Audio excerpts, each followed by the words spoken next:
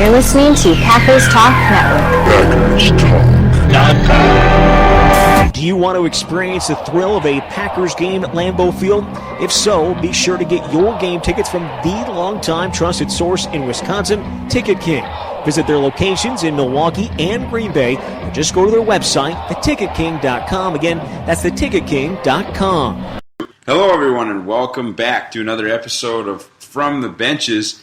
And this is a special episode because it is the last episode. After 100-plus episodes of From the Benches, Ryan and I are going to hang it up, and this will be the last episode, so we'll go through, just like we normally would, we'll go through some Packers news, hit some topics, talk about the upcoming season, talk about the Jaguars game that's coming up in a couple of days, and then we'll kind of say goodbye. Ryan, how are you? Doing good. It's here in, actually just moved up in the burbs of Milwaukee now. Settling into a new spot, getting pretty jacked for football season to finally be here. Got a little taste with college football season kicking off last weekend, and now it is the morning of the NFL opener. The Broncos and Panthers will kick it off tonight on Thursday Night Football, and then the Packers start the show on Sunday. Absolutely. So let's talk a little bit of Packers news. The first thing I think everybody wants to talk about or is fully aware of is that Josh Sitton was released on Cut Down Saturday, almost a week ago now. No other notable cut was Sam Barrington. The Packers kept 6 safeties, which is an interesting move. They kept 7 wide receivers. They kept Joe Callahan, and they only kept 3 inside linebackers, of which Joe Thomas is the most experienced. So some interesting things that Ted did on Cut Down Day. Certainly the most surprising Cut Down Day I can remember in quite some time. Yeah. No question about that. Ryan, what of those things kind of surprised you the most, besides the sit and cut, I guess? That's a big one, and we're gonna talk about that also. But it's just an interesting looking roster. You think about what the as far as position, the numbers of positions look like, or have looked like in the past, what they generally look like on an NFL roster, and it's a lot of defensive backs, 7 wide receivers, 3 quarterbacks. That obviously coming from or stemming from Brett Hundley's injury in the preseason is really the reason Joe Callahan was probably kept around, just in case Brett Hundley's not ready to be the backup right out of the gate. It's a strange looking roster from a positional breakdown standpoint. I guess I'm not shocked by the Sam Barrington cut. That's the other big one, but it's when you combine that with the fact that only 3 inside linebackers were kept. If they had stuck with if maybe like Carl Bradford had stepped up and he had made the roster, but cutting Sam Barrington and only keeping 3 inside linebackers is an interesting move. We'll see how it shakes out. Obviously, Ted Thompson, Mike McCarthy have a plan. They've got an idea how to use all these guys, how to get value out of 6 safeties on a roster. Obviously, there's going to be a lot of special teams contributions there, but we'll see how it goes. There's a lot of stuff to keep an eye on. No question about it. So let's get to what everybody's talking about, and that's the Josh Sitton news.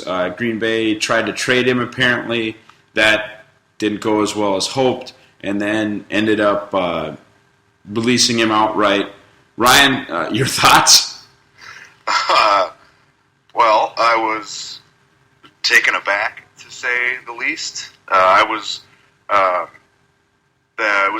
Saturday. I was out at Alpine Valley, the music venue for a Jimmy Buffett concert. I was out in the parking lot. You had earlier that day texted me about the Vikings trading for Sam Bradford, and I don't think I really responded. We were out doing the festivities, getting ready for that stuff, and then you texted me again, and I was assuming you were pressing about the Sam Bradford thing. And then you told me to check Twitter, and then I checked Twitter, and then I got sad. It didn't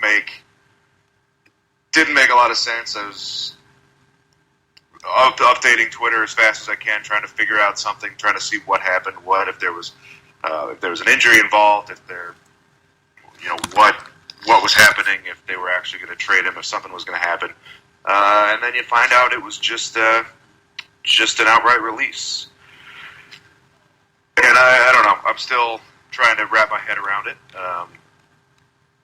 I understand the cap savings issue.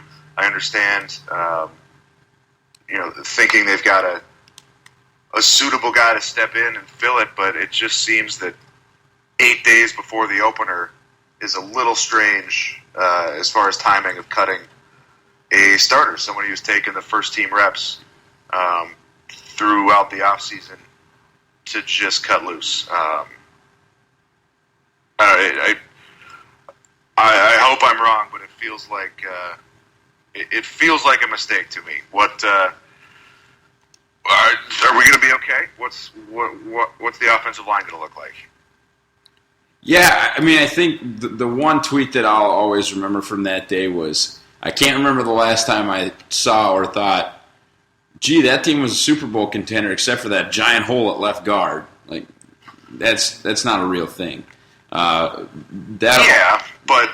I mean, it's a pretty big downgrade 8 days before the season starts.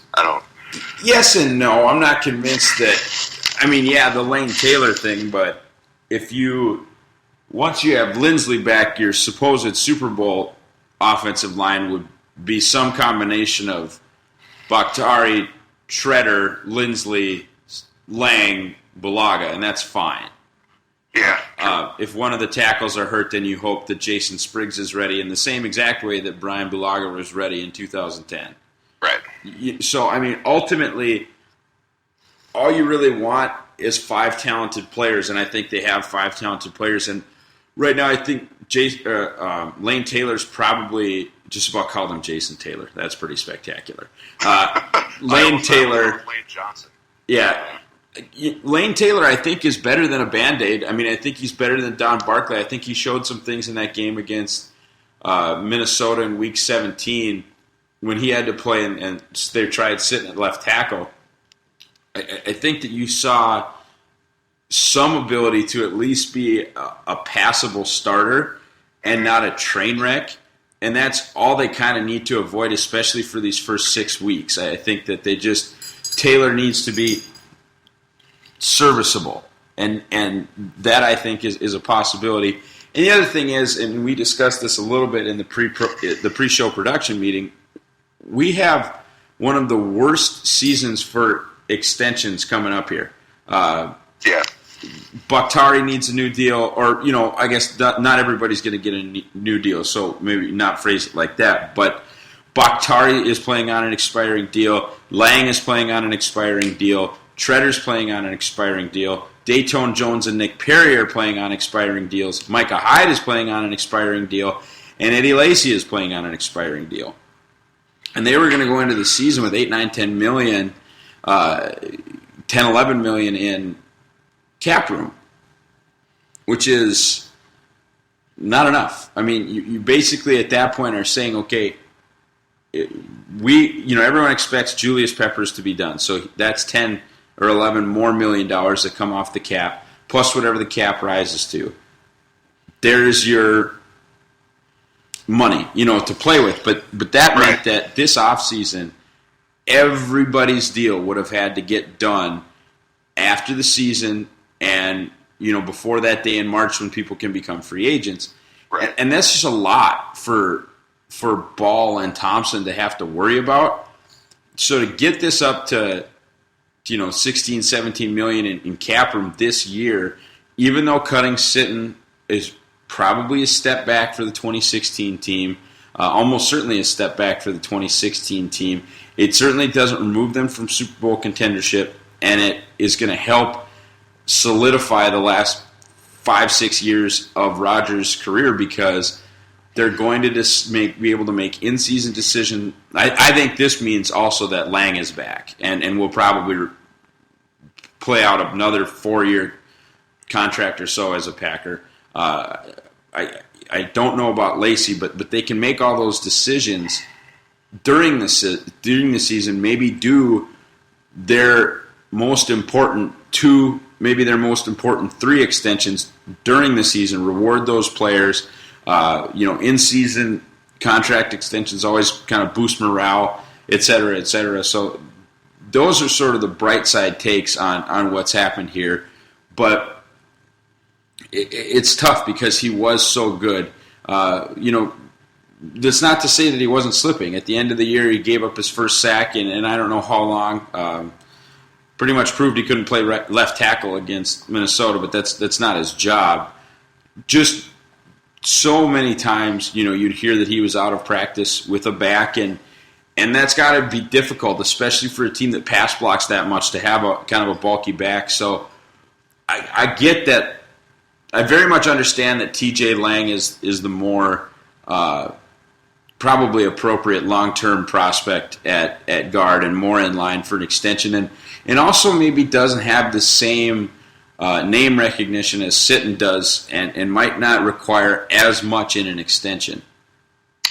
Yeah, that's true. And I think you're right. I think this does mean that T.J. Lang comes back. I can't imagine going into 2017 without either of those guys. Looking at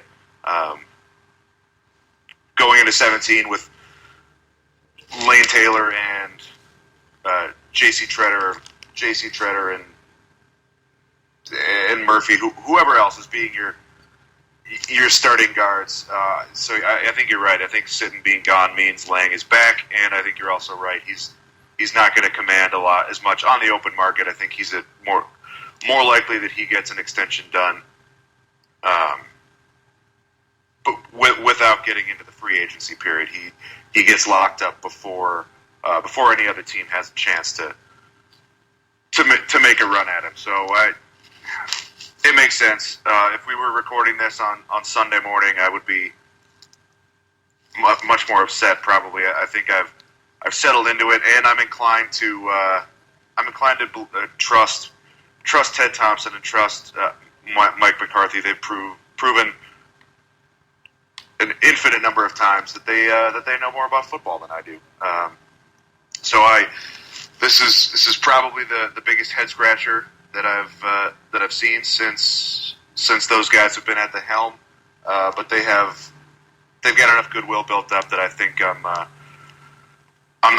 going to be having with a pitchfork and a torch outside of Lambeau if we go into Jacksonville and lose the first game, or we come back for the Lions game 0-2. I'll trust it. I'll believe that they know what they're doing. That some good things are going to happen with this as far as extensions and whatnot. So I think we're going to be all right. I mean, I'll probably be pretty upset if they lose to Sean Hill.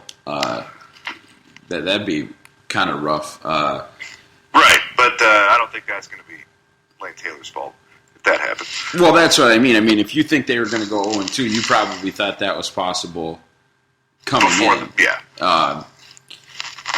Let's talk about another interesting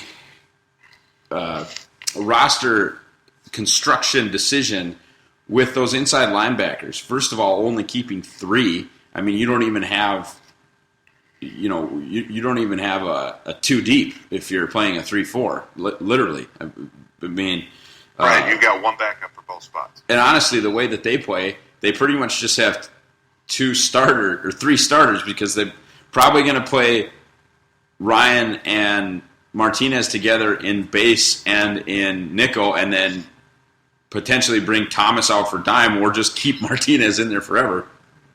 This is some pretty sink or swim stuff. I mean, we begged and begged and begged for them to stop playing guys like Brad Jones and Nate Palmer and rest in peace A.J. Hawk, but I mean, that's still sort of part of the problem.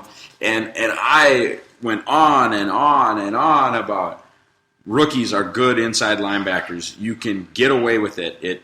if you look at the Pro Football Focus grades, the top guys are often young players. It's a position that you can have guys highly invested in. You can have guys on low cap hit rookie deals play young inside linebackers.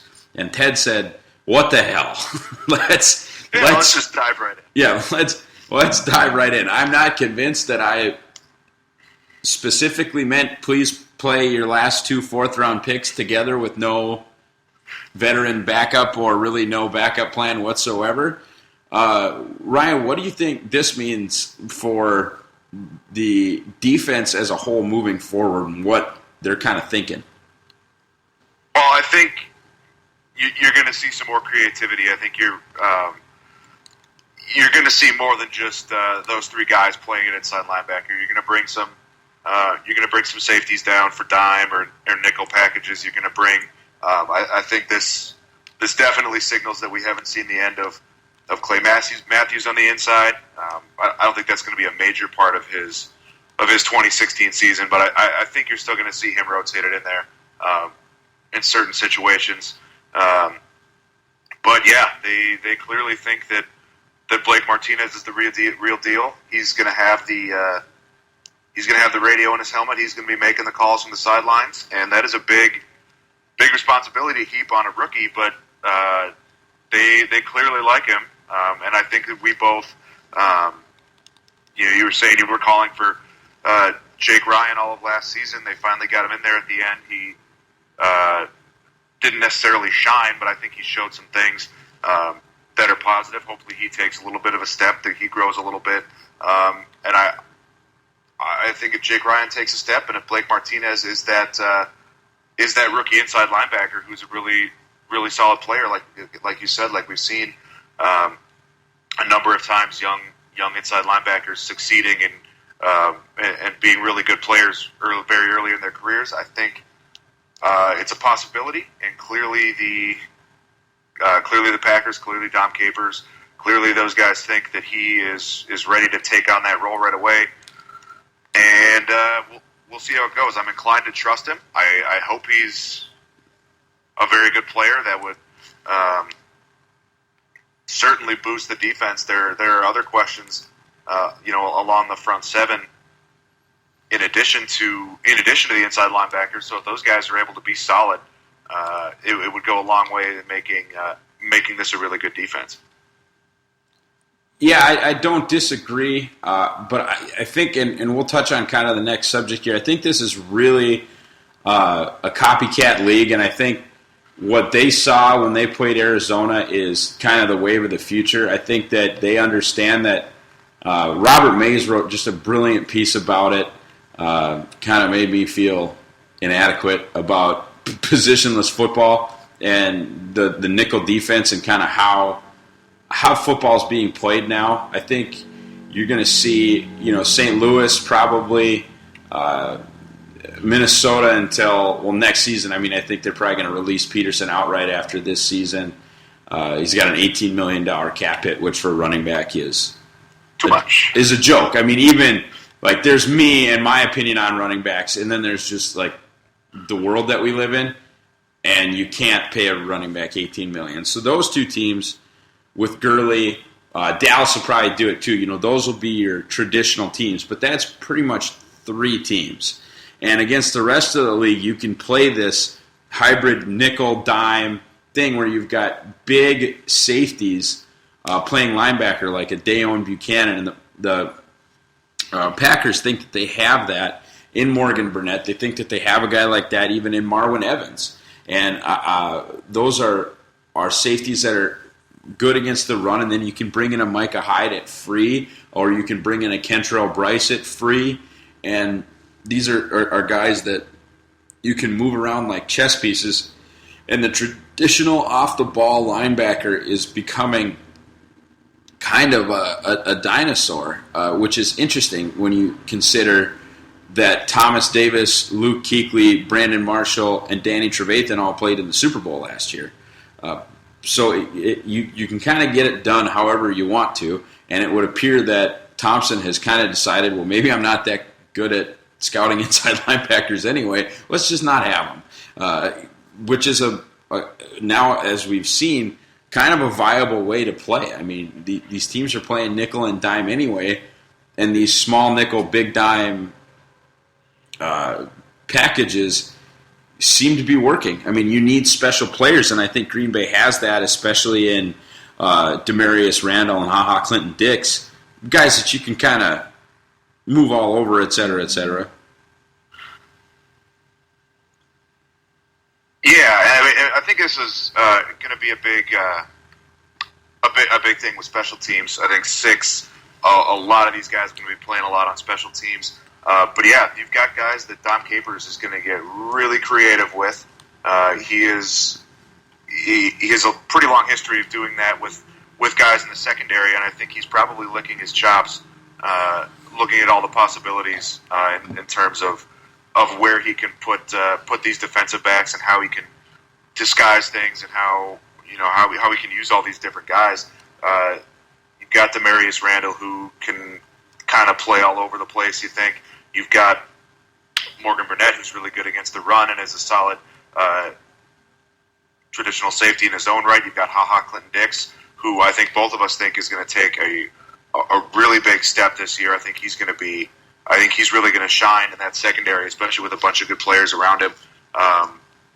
And now you've got all these young guys, these other safeties that he can just play around with and move around and get really creative, and kind of cover up that that traditional looking hole that might think, oh, if there's only 3 inside linebackers, nobody with really any experience. I think he's going to use all these guys to cover up that hole and to be very creative. And I'm excited to see what Capers is able to do with all those pieces. It's going to be fun to watch. All right, Ryan. Being that this is, as I mentioned, kind of it for us, let's talk about then the season as a whole. The fans are not going to get their normal from the benches weekly breakdowns, previews, reviews, things like that. So let's give them kind of a long-term preview. Talk about your surprise player on offense, somebody that you're looking for this year that maybe people aren't talking about or thinking about quite yet. Well, really hope it's Lane Taylor at guard. If he can kind of step up and be a player at guard, it would really make me feel better about the team. But as far as a guy on offense who I think is going to surprise people, I think it's going to be Davante Adams. I think he got a lot of deserved flack last year, but he also was in a really tough spot. I think he can be a really solid player, especially when he's the third option. I really think as a third-year player, he's in a role that is more fitting for him. I really think he's gonna. I really think he's going to be a solid player this season. He's going to quiet a lot of the doubters from last year. He's going to be this year what we kind of thought he would be coming out of the draft. We thought he was going to be a really big contributor right out of the gate. He showed some flashes of that, and then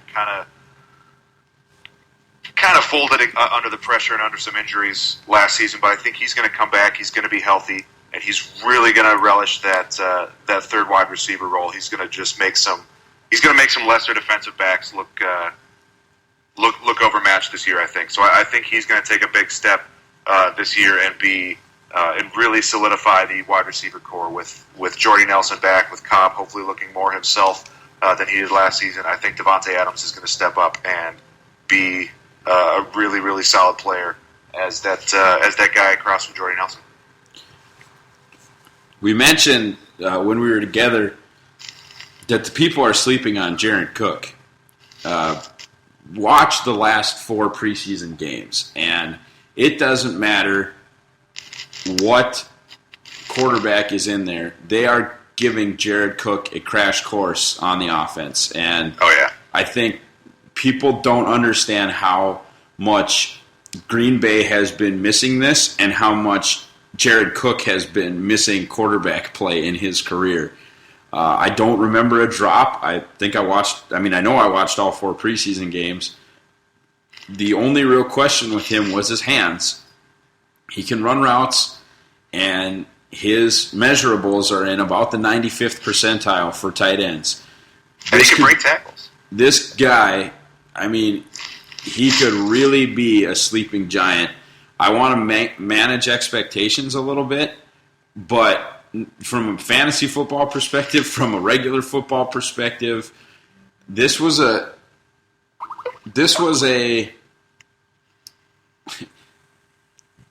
team that so desperately needed somebody to stretch the middle of the field last season. They didn't really need it in 2014. In 2014, Richard Rodgers running down the field 8 yards, stopping and turning around was just fine. Because everybody else was covering everybody else. Exactly. Now, potentially, you have the Adams, Cobb, Nelson outside group. You could have you could play 2 tights with Rodgers and Cook and have no one in the backfield. But, you've got a situation now where you could have Devontae Adams run 8 yards and turn around. You can have Randall Cobb utilizing option and stick routes right in the middle of the field, because you can take the whole damn middle of the defense down the field with Jared Cook if you want to. And, oddly enough, if they decide not to go with him, you can just throw him the ball, and he'll score, and it'll be fine. I think that my offensive surprise player is going to be Jared Cook, and how much they're able to utilize him, and what a potentially wonderful 1-2 combination him and Richard Rodgers could be in this Rodgers' 3rd season. He slimmed down a little bit. Really that Keith Jackson, Mark Chmura thing that we've been looking for, now for 20 years. But, since we've kind of been talking about, wouldn't it be cool to have 2 capable tight ends, this really might be the first year. Ryan, how about on defense? What are you looking for? There are a lot of guys on defense who kind of need to step up. I think the surprise is going to be how well Dayton Jones handles his role on the outside. I think he is really going to be suited for it. I think he's going to combine with Peppers and Perry and Matthews and make a really solid outside linebacker. I think he's going to. He's a player we've both liked since we've taken it, and he just kind of has been just waiting to scratch the surface. And I think having him at outside linebacker at a more comfortable playing weight, and with some guys around him, he's not going to have to be out there on every snap. He's going to be in there when he's comfortable in situations that work for him. He maybe slides inside and does some inside rushing on passing downs, on long 3rd downs and things like that. I think he's going to be on the outside a nice surprise in that front 7.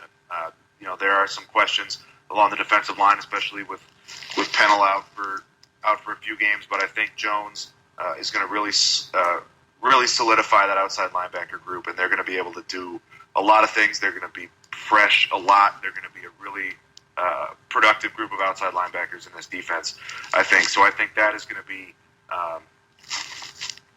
that's going to be a nice surprise, and I'm just itching to see what these defensive backs are going to be. I think the secondary is going to be really, really good and really dynamic with Demarius Randall, with Rollins, with Ha Clinton-Dix, who I think is poised for a big year.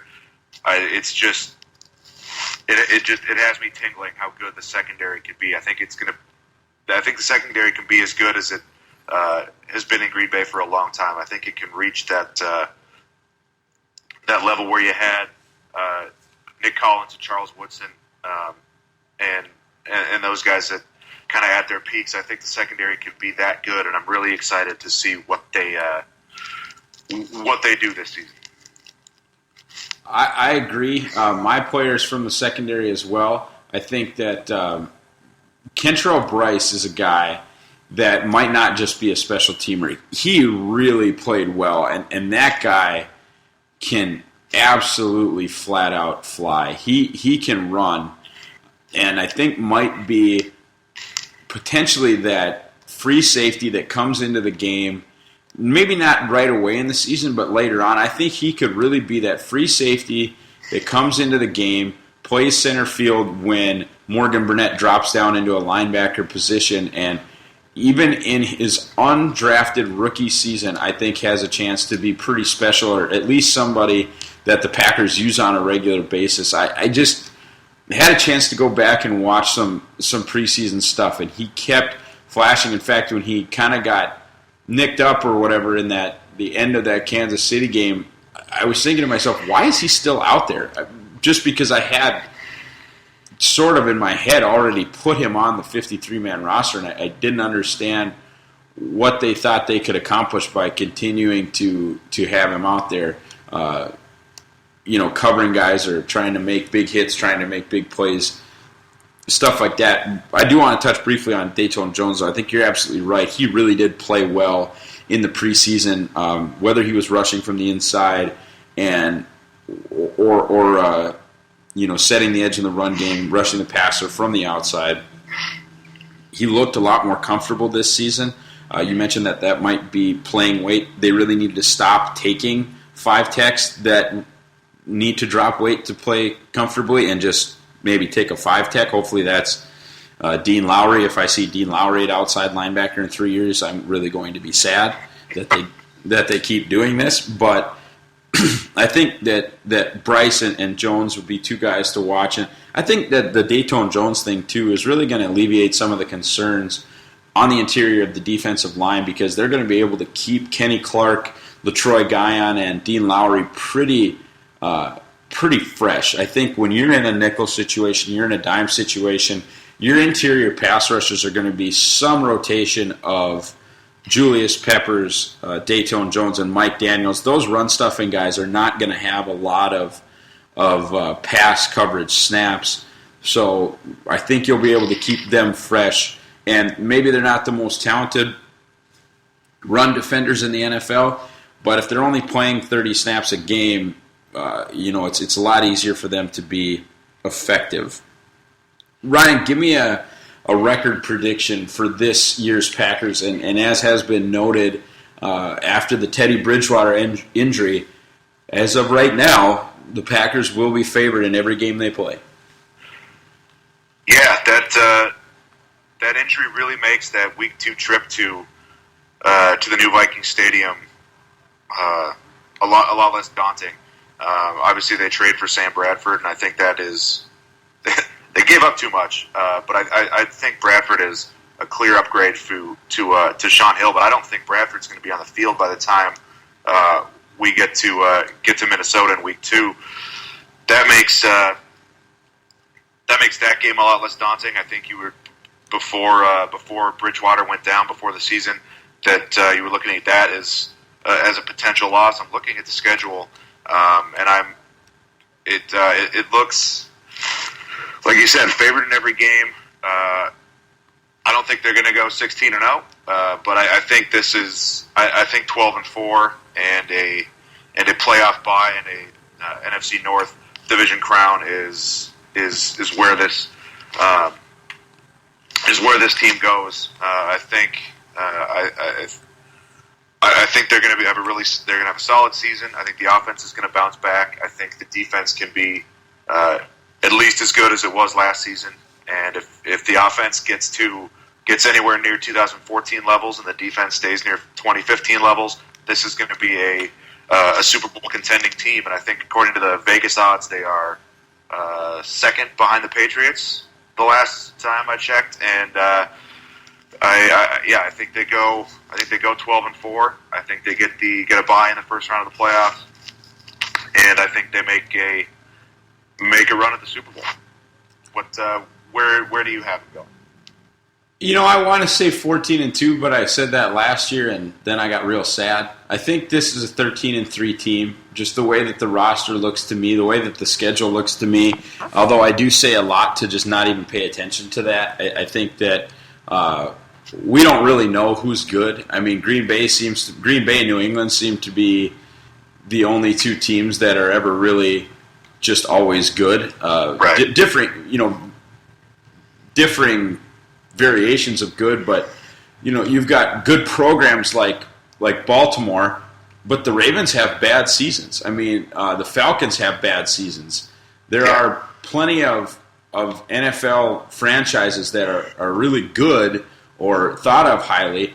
You know, the Panthers were in the Super Bowl, and they're coming fresh off of a bad season. So, right. I mean, you look at the 3-game road trip, Week 10 at Tennessee, Week 11 at Washington, Week 12 at Philadelphia. That doesn't look very imposing today, but by Week 8, Week 9, one or two of those teams could be having a lot better season than we expect them to right now, and that might end up being a daunting road trip. Same with, home game against the Texans in Week 13. That the stuff in the late part of the season, you really have no idea how that's going to go. And then you finish with the three division games: Chicago, Minnesota, and Detroit to finish off the season. We don't know how that's going to go, and that's why it's really hard to make a 14-2 prediction, because there's just so many unknowns. The team certainly might be good enough to make that happen, but you just have no idea how the schedule is going to look. Even after a week or two, it might look completely different. So, I think you're right. I think this team is good enough to be 12-4, 13-3, 14-2, but it's a lot to ask to predict the 14-2 record. No question about it. I think you and I, for those gambling purposes, I think you and I are both pretty comfortable with the over 10.5. I think things would have to go pretty badly. Yeah, as we saw a season ago. I mean, it went as bad as it could, and they went 10-6. So pretty comfortable with that. Let's talk about the Jaguars game. Give the people one last, at least brief game preview here. Ryan, what matchup are you paying attention to the most? Well, I've got two. First of all, it's the defensive line against the new look Packers offensive line. The Jaguars have at the very least an above average defensive line, and you're going into your first game without Josh Sitton, with Lane Taylor at guard. It's certainly what I'm going to be watching a lot. But then also, as far as like an individual thing, it's Allen Robinson is a really, really, really good wide receiver. I remember when he was coming out of the draft, Ross, I know you wanted the Packers to take him. He's turned into a really high level wide receiver, and they've got some other pass catching threats that are pretty solid. And that's going to be something to watch with this secondary that I think could be really good. It's going to be interesting to see how Demarius Randall, how Sam Shields, how Rollins, how all these guys line up against a pretty dynamic wide receiver core. And then you've got Julius Thomas in the middle, who's going to be covered by those safeties we talked about, by Jake Ryan and Blake Martinez. It's going to be a challenge for the defense. I think I'd hope that they're up to it, but it'll be really interesting to see what I think a strength of the Packers defense in the secondary lines up right out of the gate against a solid pass catching core that the Jaguars have. I think Blake Bortles is not quite there yet. I think I don't think in the upper echelon of quarterbacks, but he's certainly good enough to get the job done with a talented group of receivers and tight ends, and it'll be a challenge for the Packers secondary. I'm really excited to see how they handle it. I'm looking at the opposite side of the ball because I'm interested to see how it's going to go, how Jacksonville decides to line up against Green Bay's top two receivers. I'm not really sure. I mean, I think you're right in that they're going to have Adams do it, but if it's Montgomery, if it's Abbey, whatever, the point remains the same. They've really got two corners that they trust and one that they probably should. I'm interested to see if they're going to try and throw Jalen Ramsey out there on Jordy Nelson. They poached Prince Amukamara from the Giants. for what reason I don't understand, because he had fallen out of favor in New York and was pretty much kicked out of a pretty bad Giants secondary. They stopped being able to find snaps for him, and then he got a bunch of money to go to Jacksonville. So if they're going to put Prince Amukamara on Nelson and utilize Jalen Ramsey in the slot on Randall Cobb, it might be Jordy Nelson homecoming. Like it could be a big, big day for Nelson. On the flip side, if they try to take away Nelson by using Jalen Ramsey in press coverage, I think that takes away a lot of the things that Jalen Ramsey does in not only run defense but in the blitz game. You mentioned that Green Bay's offensive line is pretty new. This group has been together, left tackle, right guard, right tackle, but that Treader-Taylor group is definitely new look.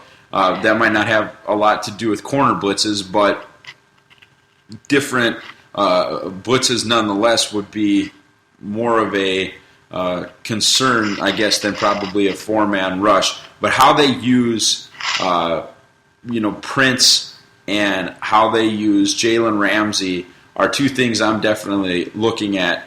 I like their safeties. Tayshaun Gibson and Jonathan Cyprien are both pretty good players.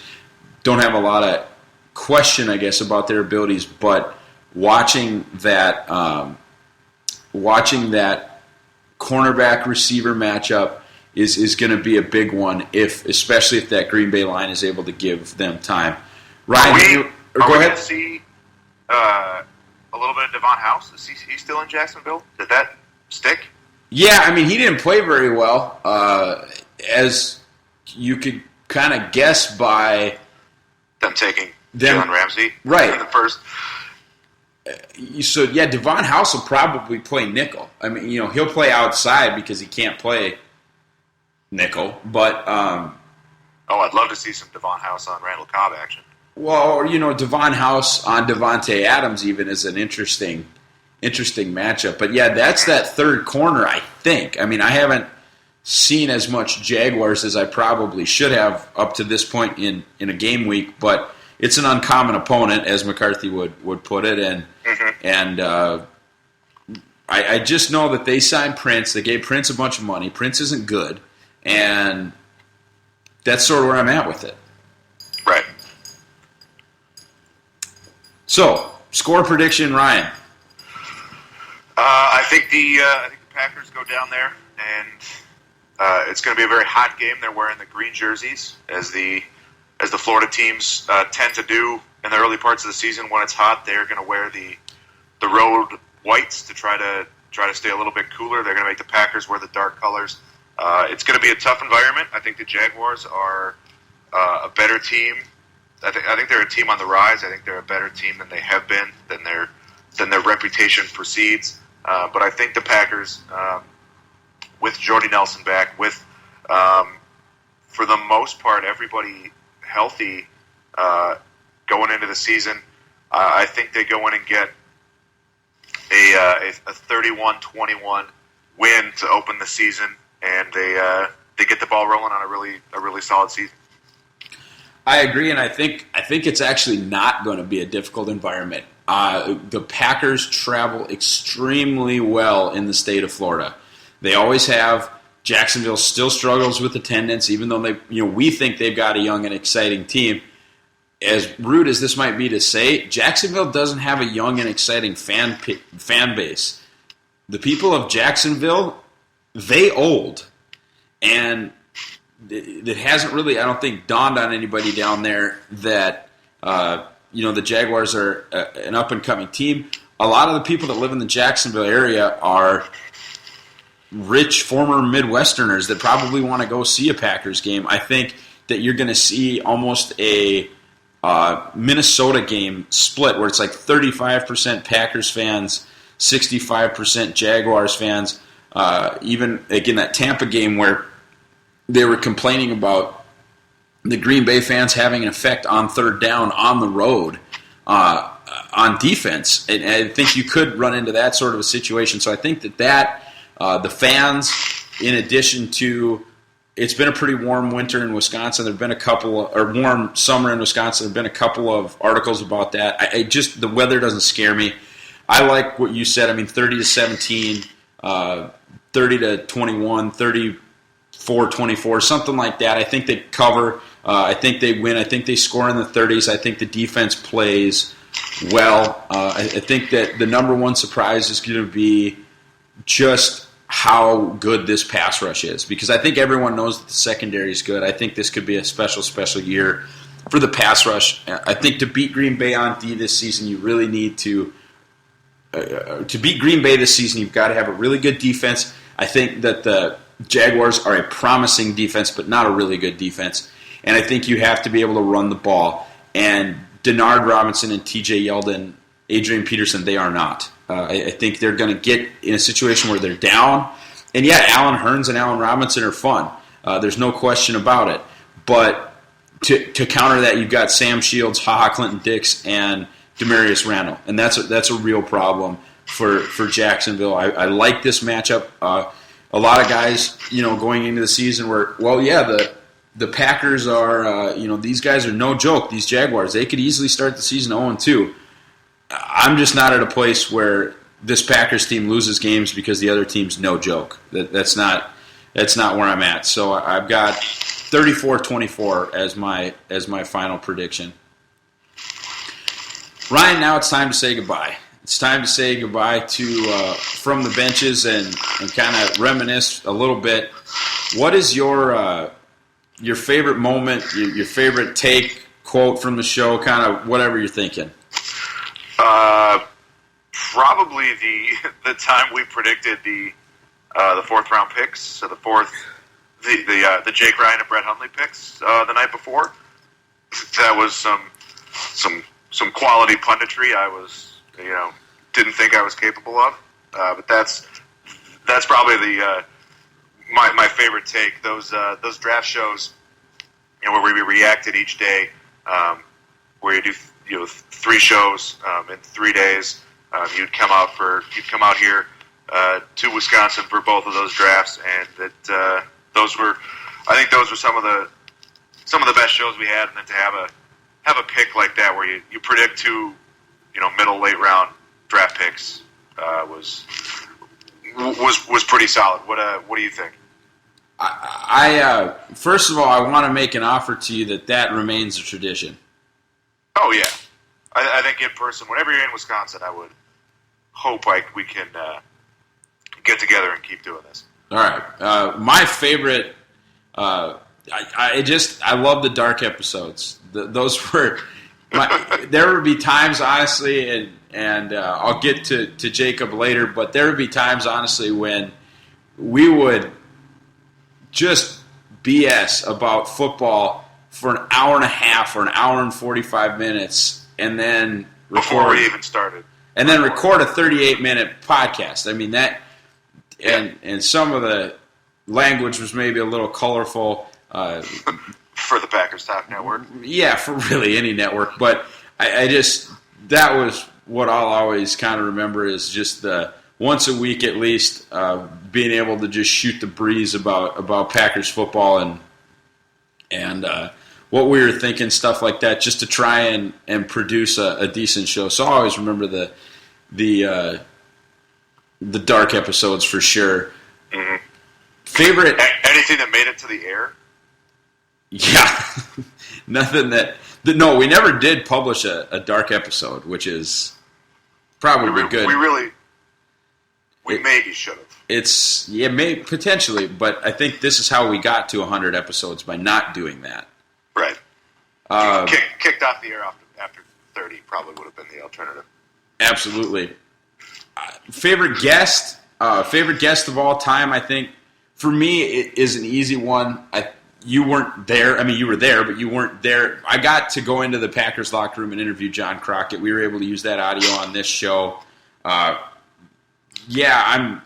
technically media, but that is that's a 6-year-old, Brett Favre, Reggie White fan standing in the middle of the Packers locker room, opening the door for Jordy Nelson going, what the hell am I doing here? Like, how did this happen? I'm interviewing John Crockett next to Peter King, who's interviewing Aaron Rodgers, going, geez, I wonder who the least talented person in this group of four is. Like, it just was so surreal. Unfortunately, John ended up on injured reserve, so all the stuff that we talked about is pretty much a moot point. But I did think he was on track to be the third running back. Yeah, pretty solidly before he did get Brandon Burke's not good. And yes, Bob McGinn, I'm talking literally to your face. I don't understand. Like, anyway, they ended up cutting Burks and signing Jarrell Presley, who was an option tailback, was with the Vikings this offseason. Burks didn't even make the practice squad. It was absolutely Crockett's job, and that just went. But I mean, just in the he's not the only. We interviewed Ronald Darby. Nobody ever got to hear that, but we did it. That was a moment too. But we've interviewed players before. We've gotten to do a lot of things, but just personally for me to say that a guest of the show that wasn't me in the Packers locker room interviewing a Packer would be, I think, a little bit disingenuous. Yeah, that's a pretty easy answer for you. I obviously wasn't there for that one. When we did the interview with Brock Jensen, that was some questionable audio. So you kind of just took the reins on that.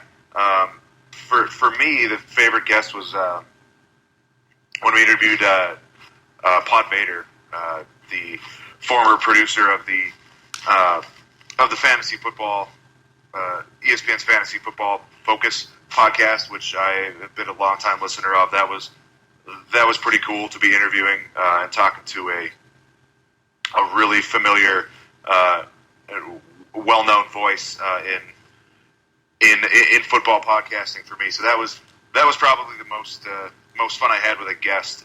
But also the show we did in person at the unofficial offices of From the Benches with Aaron Nagler and Corey Benke from Cheesehead TV. That was a lot of fun as far as like in person guests. We were actually all four sitting around a table having a conversation. So that one was pretty fun for me also. Ryan, of all the places that we've recorded, what has been your favorite? I mean, it's got to be the distillery, the offices of From the Benches. Anytime we were up in Green Bay, except for this training camp when we inexplicably just assumed they were closed. That was a strange mistake, but yeah, all the recordings at the distillery, post game for the draft, whenever we were in Green Bay, recording those. That's the easy answer. But I think that what was it, a Perkins in Green Bay after the game last year when we had Jacob back on. That I would say that would be probably the most unique recording location. What do you got? Yeah, I mean that was interesting, no question about it. We've done it in a couple of bars. Never did do the brewery thing, that we were going to try and rip off a podcast that you and I know about. That was an interesting idea. It probably would have worked, but we might still be able to do that if you're ever out here. Yeah, again, which you probably will be. Places that I've lived, places that you've lived, couple, different things. I guess we never really did actually record from Nitschke Field. We talked about doing that a few times. Mm-hmm. Talked about begging somebody to let us record from an empty Lambeau Field. That maybe was... That was a pipe dream. That was maybe a pipe dream. We're going to record potentially from 1919 inside Lambeau Field. Didn't look like we were going to get a table anytime in that calendar year. So, yeah, I mean, the distillery certainly, and everything, that they did for us during that time, even just in constantly holding those throwback weekends. We had so much fun doing that and getting to meet people that listen to the show, other people that produce Packers content kind of for the love of it. Honestly, getting to meet some of the people that produce it professionally as well. It was a lot of fun. The distillery will kind of always be home for us when we're in Green Bay. There's great food. It's right across the street from the stadium. They have a fantastic drink selection. I can't say enough nice things about them. But yeah, those recordings in basically an empty distillery during the day, whether it was training camp, 10 o'clock in the morning after a training camp practice when the bartenders barely have their eyes open. Right, the day after a draft, same thing. Nobody's there. So that was certainly, I think, the best place that we ever really got to record. And I'm just going to kind of transition into thanking a few people and doing that because I'm not really going away, and that's something that I'll talk about kind of after I give you a chance to speak. But I want to thank Al, obviously, for giving me a shot. This whole thing started back in the summer of 2013 when he brought me on as a writer. As I am wont to do, made a whole bunch of noise by saying I'd like to get on the air somehow. And that brings me to Jacob Westendorf. I'd like to thank you personally. Jacob took care of all the technical aspects for two guys that didn't really know what they were doing. From a podcasting perspective, I had made 2 guest appearances in my whole life on some podcasts, and we basically out of nowhere created this show that by hook or by crook 4,000 people were listening to every week, which I think, for both me and you was just mind-blowing.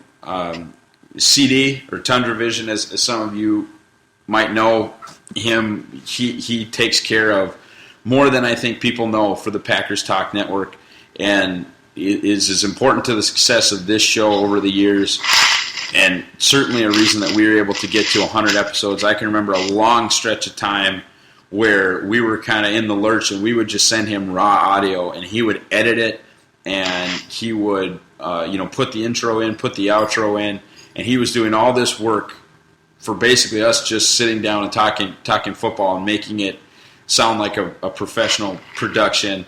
And then, obviously thank you all the guests. Thanks to Jay Soderbergh. Thanks to Cody Bauer, who would come on and talk draft quite a bit. Thanks to Aaron and Corey, who lent us some blogger credibility, no doubt. Zach Cruz, same thing. The players, Brock, John, Ronald, even though that's a dark episode in and of itself. And then finally, Ryan, thank you. I mean, it was pretty fantastic to get my start in this business, and that's grown, and I'm now doing a couple of things that, by gosh, I'm even getting paid for. And to get that start and get the level of comfort that I have just by talking football with my best friend for 100-plus episodes was pretty awesome. Yeah, it really has been fun. And like you said, looking at the number of people who did listen to this every week and on a regular basis, it never really made sense to me why 3,000-4,000 people were listening to what I had to say about the Packers. It was surprising, kind of right from the get-go, but appreciate everybody who took some time out of their week, took some time out of their days to listen to our thoughts on Packers football. And same thing, thanks to everybody at the who makes the Packers Talk Network run. Al, CD, like you said, all those, the guys who kind of coordinate everything, giving us a chance to sit down and give our thoughts. It has been fun, and I'm glad that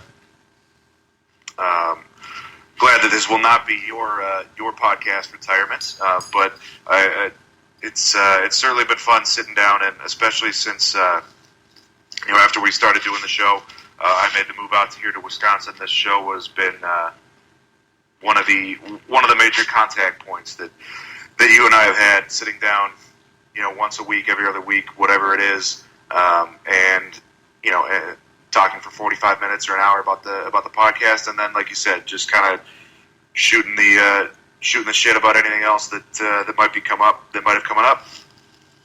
College football, NBA, whatever's going on, anything that's happening. It's been fun. I'm glad it's something that we did. I'm glad it's not going to be the end of your podcasting career, but it's been fun, and I hope this isn't the final end of me being on a Packers Talk podcast. Like you said, if we can make the draft shows happen, if you're out for training camp, we'll sit down, hopefully, maybe record some thoughts. But it's been fun. It's an experience I have enjoyed. I'm glad it's something I can say that I did for quite a while, 3 years, however long we've been doing this. Thank you for putting up with me struggling to get my schedule in order, and all the little struggles of getting together to do a podcast from 600 miles apart. It has been fun. And as Ryan mentioned, this is not going to be the end of me on the Packers Talk Network. We're going to start a new show with a gentleman from Cheesehead TV, Zach Jacobson. I think he's a media student at USC, which is going to make me feel like 1,000, but it's fine. Zach's a brilliant young writer. He said he didn't believe this, but he was actually my first call. I mean, he was the guy that I saw that I thought would potentially be the best fit. I've enjoyed doing a two-man show. There's nothing wrong with a multi-person show, but this conversational show that you and I have evolved this into after Jacob was no longer with us has been fun, and I think potentially maybe a better setup, at least for the way that I go through things. And so it certainly works better for distance. When the three of us were able to sit down and be in the same room, it worked much better. But over a phone call, two people is the way to go. No question about it. So that show will be called After Further Review, which unfortunately is a much better name for a Packers podcast than From the Benches ever was. Sure is. and Zach and I will start then after the Jacksonville game. I'm not sure, From the Benches, we were pretty high on the hog. We had that Monday morning recap slot. I'm not sure if my seniority is going to mean anything or if that even works for Zach and I to record right after the games. But I can promise you that there will be, at least during the season, a weekly show after further review. Just because Zach and I are both affiliated with Cheesehead TV does not mean that it's going away from Packers Talk Network. It'll be on this network. It'll be on this podcast feed. So for one last time, thanks everybody for listening. Give the Packers Talk Network at least a review and a subscription. It certainly helps all of us out. It'll continue to help Zach and I out on our new venture. Thank you all for listening. Ryan, again, thank you for doing this, and go Pack, go.